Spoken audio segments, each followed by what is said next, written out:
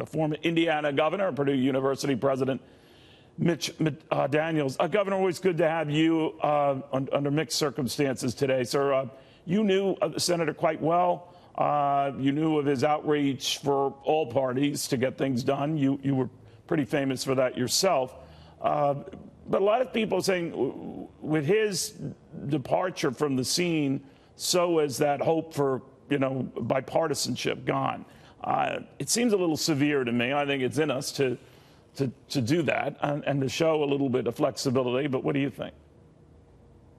Let's hope for a better result than that, Neil.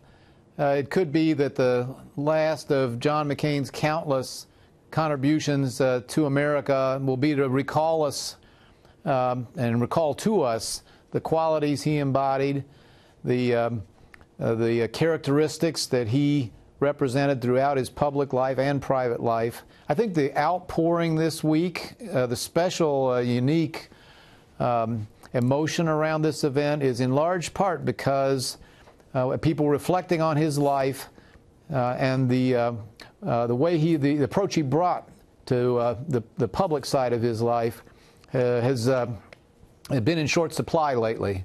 And maybe instead of going out of the public space, it will inspire more people to return to those same qualities and approaches. Are you surprised, Governor, the reaction his death is getting? I think I was reading a story somewhere, I'm sorry I don't remember where, on all the material that's come out on John McCain, that as he was planning his funeral, and he was quite detailed in those plans once he had gotten word of how tough this whole brain cancer prognosis was looking, that he thought it would be tough to get approval to lay in state. Of course, in the state capital, say nothing of our national capital.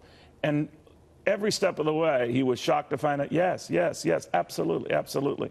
And this coverage that has ensued since his death. What do you think of all that?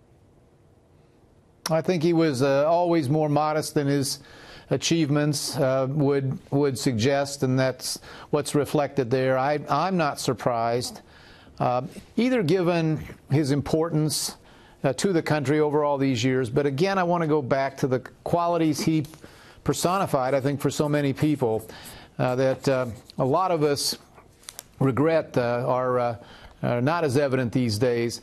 Someone who always stood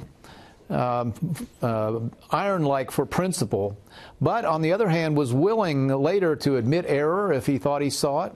Someone who would be a very fierce debater and advocate for his viewpoints, but maintain, as you already indicated, warm personal relationships with people with whom he disagreed.